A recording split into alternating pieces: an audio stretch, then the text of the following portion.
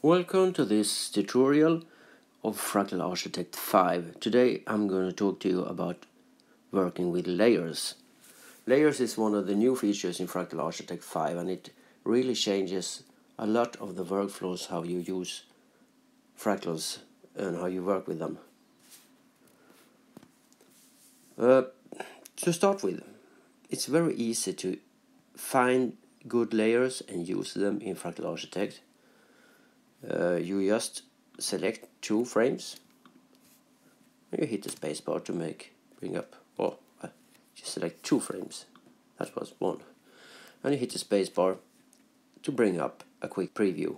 And you can have more than one layer. You can have lots of layers. And they all end up in the quick look preview. And if you want to use that fractal and you think it looks good, you can go to menu command here, create layered fractal from selected, and it opens up the layers in the preview window. And you have this L button here that brings up the drawer where you have all your layers. And with these layers you have buttons that show or hide the layers. So the first layer here is that one we had here. And we can easily find which layer is which here. And we have another set of buttons here that decides if that layer is editable. By default they are all selected. If I go to the toolbox here and I take this, I can take the multi-tool here and I can zoom. You see all the layers are zoomed. But if I decide that I want to only zoom and work with this fourth layer, it's not very visible here now, but I want to make it more visible, so I want to make it bigger. You can see only that layer is zoomed. I can make it really small. I can move it. All layers seem to move, but just to see they jump back into the right position. And I can of course also do like this, that I hide the other layers. So only this layer is visible. Like this. It depends on if I need to see the other layers or not, of course. And I can here also copy layers. I can copy a new layer from here and I can paste it in here, paste append. Or I can copy this one and I can paste append. And I have two layers now of this fourth layer. And if I uncheck the editable button on the fourth layer and only edit the fifth layer, I can take that layer and I can use the show grid here. You get a grid that shows you thirds like in a camera, and I can take this and I can put it over here and position it like this. Layers, working with layers, give you a new way of thinking about fractals, really. I tend to think about fractals now as part of a composite fractal. When I go exploring, I work with a fractal, it always pops out a lot of beautiful fractal frames that you can't use right then, but you want to use maybe later, so you put it in the stash. And now I tend to think about fractals as centerpieces and backgrounds and parts that can be moved around and copied. So I collect those and I put them in the stash. If you look at the stash now, you see I have some fractals here now. And I have some centerpieces. This is a very beautiful centerpiece, and that one is a centerpiece. This could be a centerpiece, or if I zoom in on it, it could be a background too. And I can see that this is a very good background because it's got a big hole in it that will fit a centerpiece without adding extra textures to the centerpiece. So if I select this one and I select that one and I hit the spacebar, you can see this centerpiece fits rather perfect into this hole in this beautiful Joomla structure here. And if I like it, I can open it up and I can try to zoom in or zoom out to see if there are other things outside this structure, and it is. There are some blue shapes there too. I want to zoom in on that.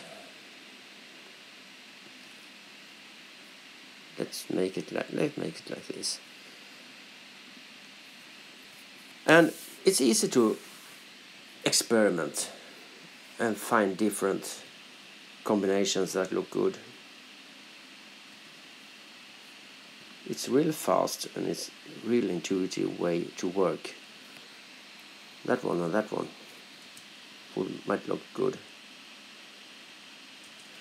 But when you have collected a lot of fractal frames here over a period, they probably will have different variation sets, and they will probably have different color schemes, and sometimes the colors can clash. You might have structure that look really good, but the colors crash. If I want this one and that one, for instance, you see, they don't really look as they belong to each other, do they? They don't look as the same fractal. But if we open that one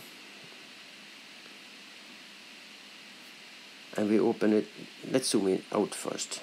Let's zoom out to see if we have something more. No more outside that, but now you can see the whole fractal. And we open it up in the variant editor. And what that will do, that it will assign new color schemes to these fractals, and you can see that if we choose that one, suddenly they seem to belong more to each other than from the original colors. So they sort of blend the layers together using the color gradients. Let's make some changes. We make some random variation weight changes here. They affect both the layers, as you can see. I want to change the symmetry, maybe.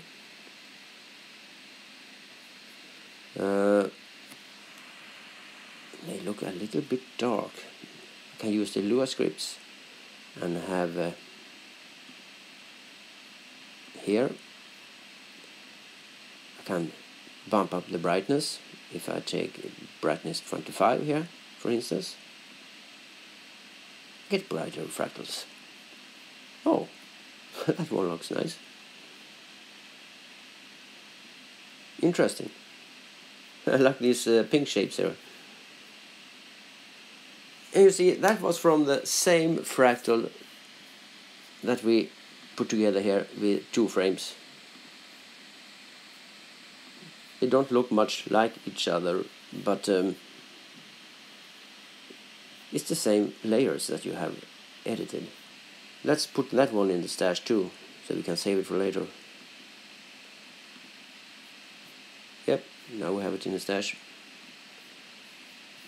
The new variant targets here let you use buttons here to decide what transforms and what layers to affect. Say I only want to affect the second layer. I uncheck the first layer and I make the same changes. You can see we have that centerpiece here that we had. It's unchanged.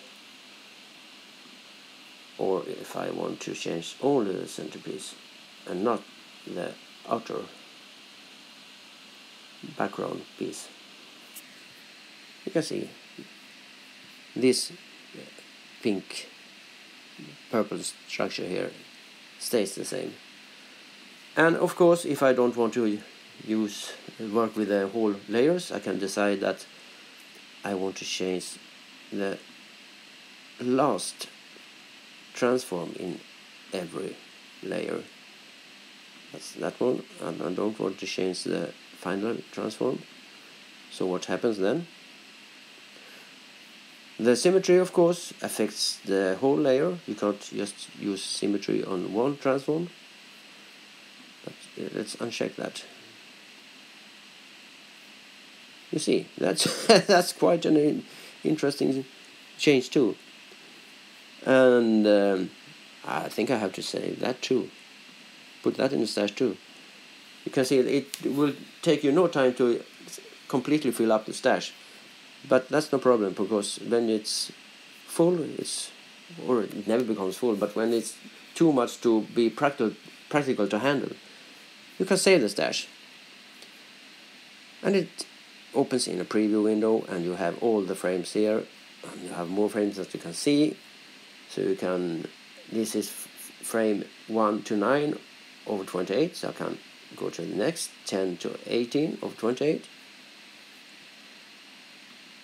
And you can browse through the frames like this. And you can save the fractal, the stash here, and bring it up later to find all those good frames and pieces you had. We only affected the last transform here in these two layers. What happens if we only affect the final transform? Oh, we get very much the same result actually. That's interesting.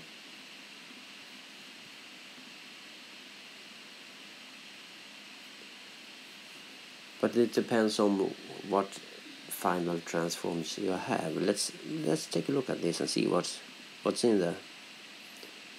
Final transform, we have a hypertile, yes. And if we change that by hand, which is actually sometimes, a lot of the times, more effective than doing it in the variance editor, see, you can really fine tune it like that.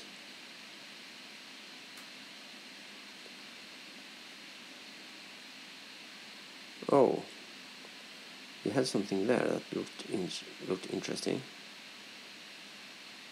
Yeah, somewhat around there. That's a fantastic background. Let's say that. We have two frames, or two layers. This is the second one is the background, and the first one is the star there. This is a terrific background, really. Let's get rid of the star.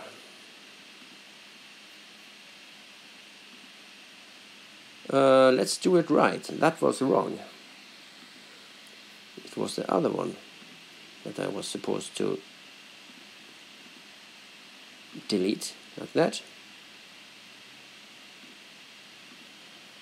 And we can zoom in. That's how does this look if we zoom out all the way?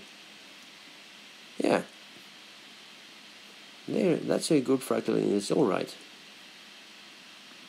And if I want to put something in there now, I'll close this one, and let's look at finding some interesting centerpieces. I can use another variation set if I want to, no problem. Raw Julia scope, let's try that. It's the same variation set, but you get another set of shapes. Doesn't look that hot, but we can spice it up with some more scripts. Add a hypertile to that one too. Hypertiles are always very effective to get interesting and complex shapes. But that is obviously not what we're looking for. Let's try a raw Julia instead. without the hypertile, I think. Get rid of the hypertile, and Julius will usually give you very interesting centerpieces. And that's out of this world. Let's try it. Not sure how it will look, but paste a pen.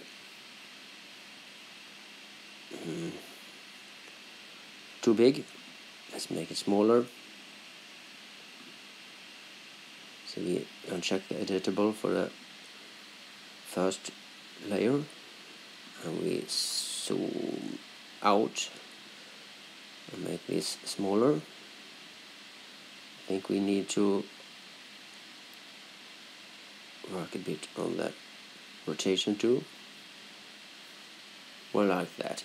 As you can see, they don't seem to fit at all color-wise. This looks really pasted in, but take it another spin in the variance editor and you see this is quite a different result. They look more like they belong to each other. And you can go on like this, and you can spend countless of hours trying to find good shapes and good combinations. You can really lose yourself in this. If you doubt, just ask my wife. She'll tell you. Yes. And I can I can keep on this, and I can find other centerpieces, other combinations, and other, and it never ends. Are we having fun yet? This is pretty incredible, actually. It's so easy and it's so fast. To paraphrase Apple, it's magic. Well, let's see. What was I going to talk about more about layers? Yes, when you have more than one layer, you might think that the render time will increase because there are more fractals that you render at the same time, but you actually render a composite, so it doesn't matter how many layers you have. I have rendered fractals that has 16 layers, and it doesn't take any longer than to render a fractal with one layer. But if you don't have the GPU rendering and render with CPU only, you will wish you had the GPU rendering, and you can go to the what do we have it? Oh, I don't have it here. Oh, I'm working on a beta, but you have a store. You have a store option here. You can go to the store and you can subscribe for the upgrades. Fractal Architect 5, when you buy it, you get only the CPU rendering, and you can subscribe for the CPU rendering, and that's a silver subscription, and you can subscribe for the gold subscription, and that brings you the GPU rendering and the fractal animation sequencer. So that was a little bit about working with layers. I hope you have found this tutorial interesting and useful, and if you want to see more tutorials, please subscribe, and you will be notified when I release something new. I will go through all the parts of the Fractal Architect 5 and give in-depth tutorials how to use it and how to think. And I bet you will come up with your own strategies for how to work with this amazing application. It's a little bit like Photoshop. If you have used Photoshop, you know that there are several ways to get to the same result. And you can do that in Fractal Architect too. There are many ways to go to the same goal. And if you find something that works good for you, feel free to share it in the comments below. And I thank you for listening to my mindless ramblings for this time, and I hope to see you later. Thank you.